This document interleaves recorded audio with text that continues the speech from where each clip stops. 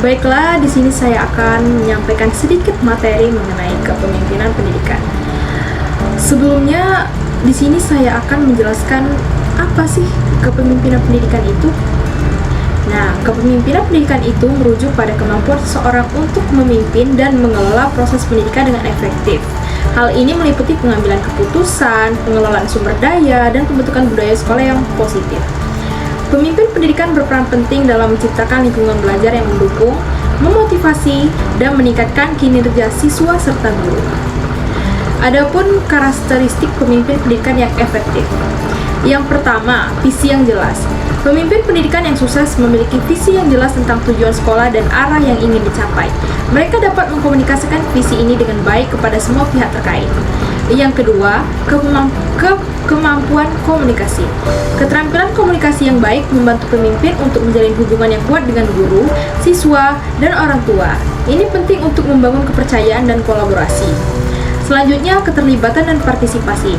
Pemimpin yang efektif mendorong keterlibatan semua pihak dalam pengambilan keputusan, menciptakan rasa memiliki dan tanggung jawab bersama terhadap keberhasilan sekolah. Dan yang keempat, kemampuan beradaptasi. Dalam menghadapi tantangan dan perubahan, pemimpin pendidikan yang baik harus fleksibel dan mampu menyesuaikan strategi sesuai dengan situasi yang ada. Adapun tipe-tipe kepemimpinan dalam pendidikan. Yang pertama, kepemimpinan transformasional. Tipe ini berfokus pada inspirasi dan motivasi, mendorong inovasi serta perubahan positif dalam budaya sekolah. Pemimpin transformasional mampu membangkitkan semangat di kalangan staf dan siswa.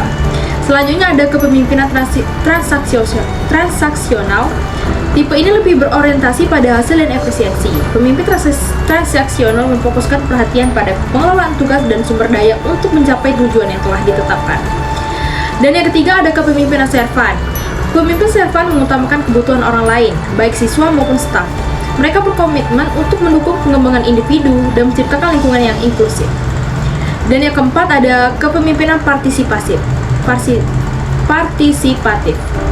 Tipe ini melibatkan semua pemangku kepentingan dalam proses pengambilan keputusan. Pemimpin partisipatif percaya bahwa kolaborasi dapat menghasilkan keputusan yang lebih baik dan lebih diterima oleh semua pihak. Adapun strategi meningkatkan kepemimpinan pendidikan. Yang pertama, melakukan pelatihan dan pengembangan. Menyediakan pelatihan berkelanjutan bagi pemimpin pendidikan untuk meningkatkan keterampilan manajerial dan kepemimpinan. Yang kedua ada mentoring dan pembinaan. Menetapkan program mentoring di mana pemimpin yang lebih berpengalaman membimbing calon pemimpin, membantu mereka mengembangkan kepercayaan diri dan keterampilan. Selanjutnya ada keterlibatan komunitas. Mengajak orang tua dan anggota masyarakat untuk berpartisipasi dalam kegiatan sekolah, memperkuat hubungan dan dukungan antar sekolah dan komunitas. Dan yang terakhir ada evaluasi dan umpan balik. Melakukan evaluasi secara berkala terhadap kinerja pemimpin dan memberikan umpan balik yang konstruktif untuk perbaikan yang berkelanjutan. Tentunya dalam kepemimpinan pendidikan itu ada banyak sekali tantangan ya. Apa saja sih tantangan itu? Nah, tantangan yang dihadapi itu yang pertama, menghadapi resistensi terhadap perubahan. Tidak jarang, perubahan kebijakan atau metode pendidikan dapat ditolak oleh staf atau orang tua. Pemimpin harus mampu mengatasi resistensi ini melalui komunikasi yang baik dan pembuktian manfaat dari perubahan tersebut.